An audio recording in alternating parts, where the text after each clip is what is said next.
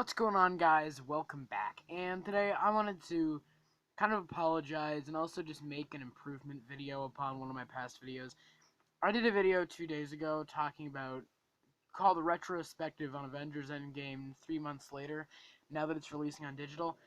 And in that video, I sounded way too cynical and just, like, mean to the movie, which is not how I want to be portrayed on my channel or, like, in general. And I think I was way too just negative, cynical, and just had a really bad mood.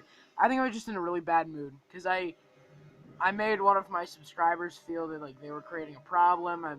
I apologize to you, Marvel Kid is his name. I apologize, and I just got way too self-indulged into hating on the movie. I feel, and I don't hate this movie, and I do enjoy it. So, and also in that video, my thought process was all over the place. I sounded like I was ranting about it. So I wanted to discuss the movie and just clarify some of my points. And that video was not meant to, someone said, I just like to watch these movies to have a good time with my dad. That's the same thing I do with my dad. It's a family bonding thing for most of my family and I. And that's what we love to go watch these movies. So I don't want to make anyone feel like I'm disrespecting that. And so, I'm not trying to ruin your favorite movie for you. But I just wanted to discuss the movie, in my opinion, and just because a lot of things I was bringing up are just kind of things that are, in general, problems with the movie, and aren't necessarily things that all bother me, but most of them do. So, the plot holes that I wanted to talk about, I understand some people can ignore them, like Captain America lifting Mjolnir is not a plot hole in itself, which you might have been confused by in my first video. The plot hole is that he's able to the hammer is actually the source of the power, because Odin says in Thor Ragnarok, let me know if I missed this, that that was only to help you control your power. You have the power inside you, so the hammer never had the power. It was him the whole time. I think that's either lazy writing on Ragnarok's part or Endgame's part. I would probably put it up against Endgame, and the writer's just not thinking about that movie. Some of the writing in the movie is lazy, but not all of it is. Plot holes like that are things that I understand a lot of people can easily ignore, and I still enjoy that scene when he fights Thanos. I think that's pretty cool, but it just, while I'm watching it, I can't help but think, how is he able to just summon lightning and fight him perfectly in combat with this hammer, this Norse god hammer, if you know what I mean. It just feels crazy to me. So I will say that, I understand not all, if there's any, I feel like there's another plot hole that I forgot to bring up, but, you know, not all of them are things that necessarily bother me, they're just plot holes in general. Then we want to talk about Cap's ending. Now, I said I didn't like Cap's ending. That's not true. I am happy that Captain America got his ending and his dance with Peggy Carter at the end of Avengers Endgame. I just feel that it was very predictable, and also just kind of I'm not putting this up against the movie, but I'm putting it up against the movies and them being inconsistent on what they want their vision of Captain America to be. Because recently, the writers Christopher Marcus and Stephen McFeely said that when Peggy Carter says that she had a husband and some kids in Winter Soldier, they were always planning for Cap to be the father of those children, which I can understand. But then it feels like they were setting up an arc for him and Sharon Carter, and then they just wrote her out of the franchise and hoped that people would ignore that character. But I can't help but feel, I don't know if this is true, but I heard someone say there was a original script where after the 5-year gap, Cap was living with Sharon Carter, but he couldn't move on. I think that's the whole thing about Captain America's character is he's living in a time where he doesn't belong and he just can't move on. Because in all the movies, especially in Winter Soldier, people keep asking him, what makes you happy? And he just says, I don't know. He doesn't have a purpose. He doesn't feel like he knows what to do. The war was won. The thing that made him happy was the war. And now that the war's won, he doesn't know what to do. I understand that, and I'm happy that he got his dance, but at the same time, everyone was expecting him to get the dance, so it feels very predictable. So it makes you feel fulfilled at the very end, and that being the last shot.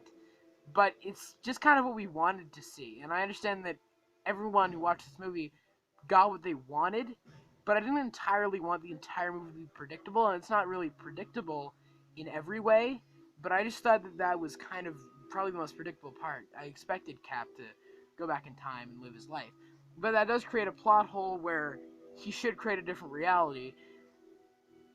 maybe they'll explain in future that Cap found a loophole in the whole realities discussion, like the whole thing of like, oh, I won't create a different reality. But does that mean like he just kicked out Peggy's old boyfriend and was like, here? I don't know what time he went to live with her. Maybe before she even got into a relationship with another man that she talks about. But then if Steve is the man that she was talking about in Winter Soldier, then how does that make sense? Does that mean there was two Captain Americas in the same reality? One living life with Peggy, like in Civil War, Cap, like they tried to say that Cap just stayed until that exact point in time at the end of Endgame when he's sitting on the bench. So he just lived up to that point. Does that mean that in Civil War, which is I believe 8 years before Endgame, does that mean that like Peggy died and then this old version of Steve just lived 8 years with Peggy dead until the exact point where he just decides to step in and be like, hey Sam, here's the shield. I don't know, that just feels really odd to me. Like I don't understand how that works. um, but I'm happy. In conclusion, I put it up against the direction of they were confused. They were confused in what direction they wanted to take Cap in. In the end, I'm glad the way they ended it, but it's somewhat predictable. And also, I said I didn't like the way they portrayed Cap. I liked the way they portrayed Cap at the very beginning and the end in the final battle and the ending of his character. I didn't like the way they treated him in the time heist, especially when they go to 2012. It felt like they treated him kind of like a joke with the whole America's ass joke. It just felt like it treated the character very disrespectfully. I think the joke is funny, but it just feels like they treat him as a joke, and not in the way where in the first Avenger, everyone's treating him like a joke. But it's not like the movie is making fun of him at his expense. It feels like in this movie the joke is at the character's expense, which I didn't really love. But in conclusion, that's the end of me talking about Captain America and more thoroughly explaining my flaws with the whole arc of his character in this movie. I just think he didn't get enough screen time. That's why I just didn't really love his character, but I'm in the end, I'm mostly satisfied with how they treated him. Then we have the callbacks, which I treated as almost a bad thing. I don't think the callbacks are bad, and as I was watching it, the experience was just so fun revisiting these movies. And it's a really fun experience, but not all of them work. Like, to me, like, especially with Thanos in the past, we see him, and we know from Guardians of the Galaxy that he wasn't going around killing people. He was sitting in his floating space chair. He wasn't, like, going around killing people when he shows up on Gamora Nebula's ship in the middle of the movie when they go back in time. He was on his, like, he was in his chair.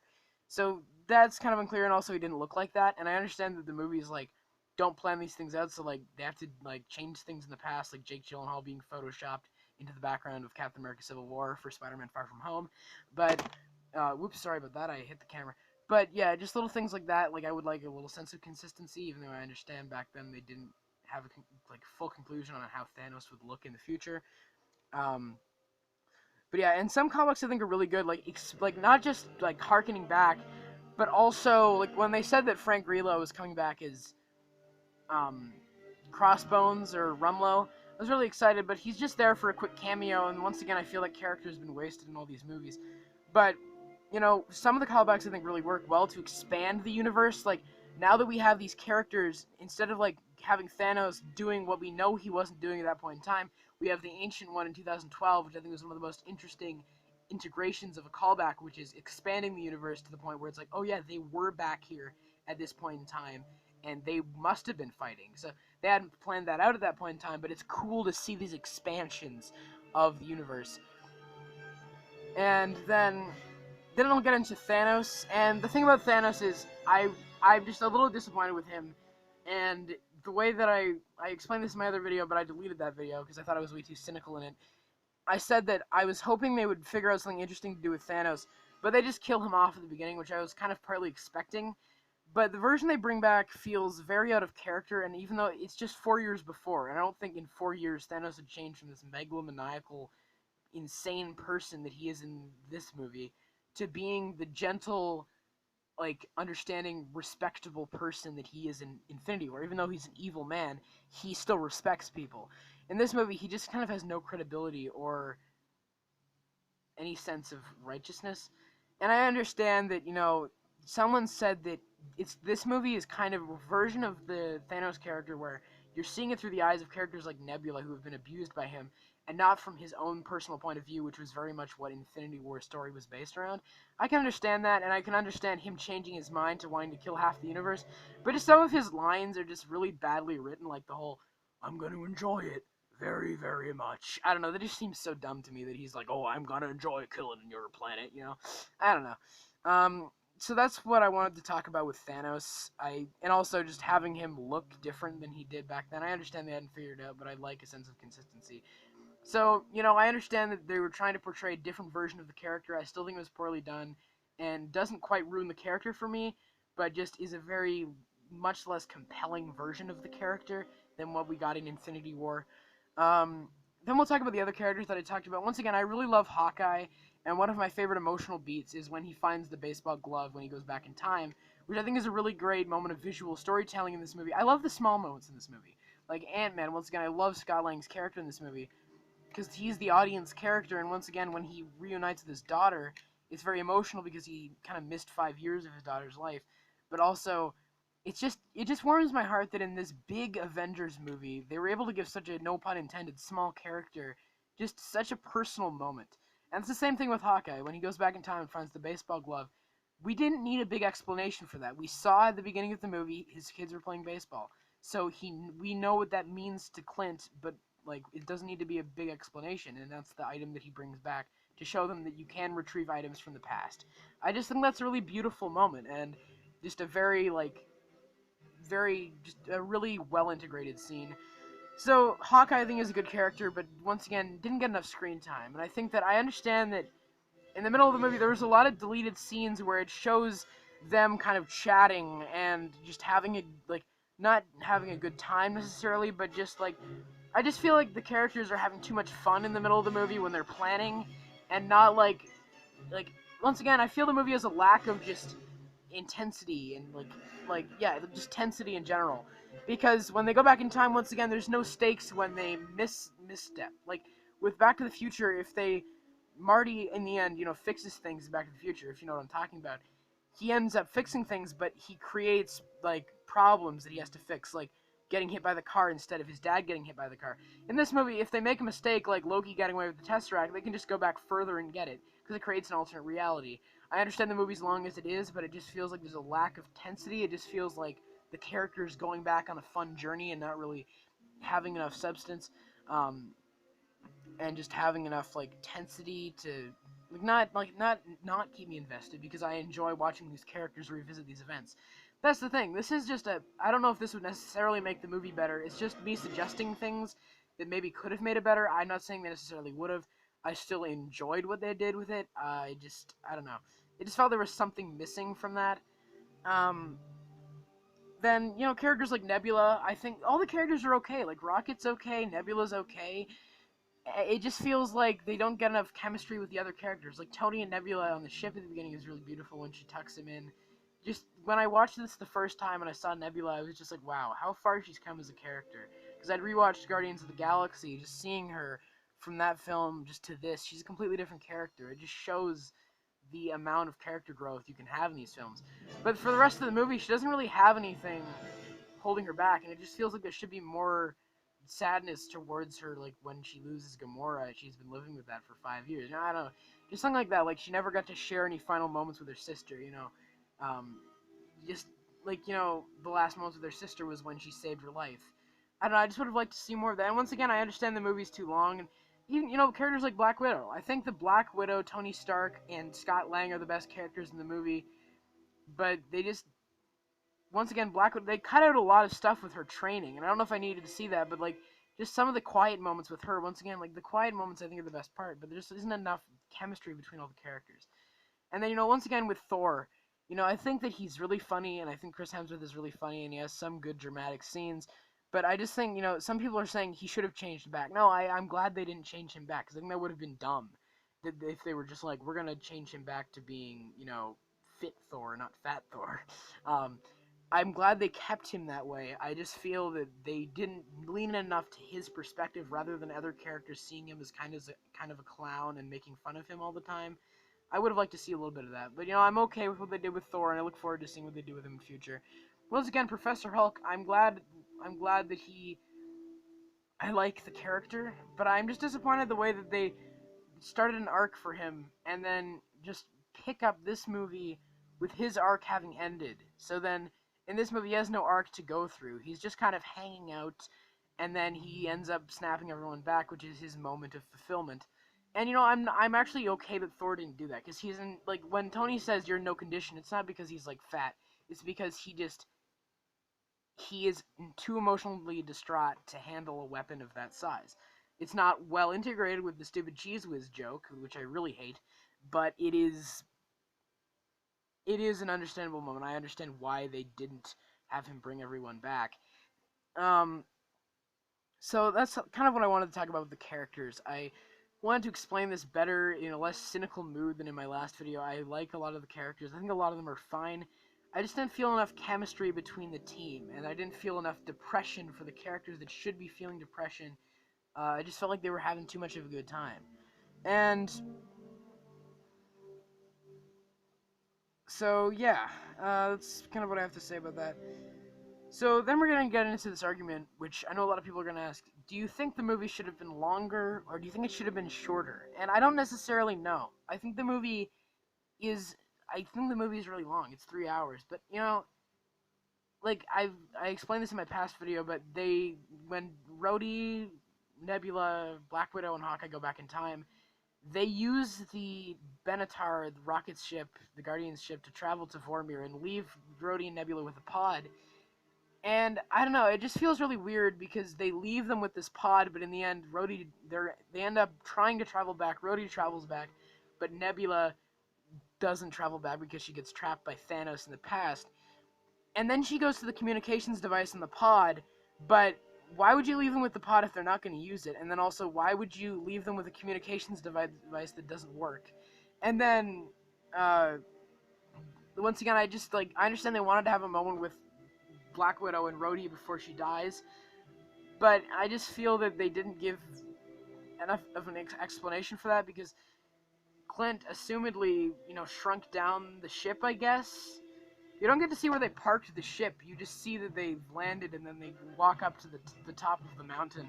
So I guess they parked the ship. So I guess you assume that, Rocket does say bring back the ship in one piece, and at the end the Guardians are back on the ship. So I assume that he shrunk the ship back and brought it back using his time wristwatch.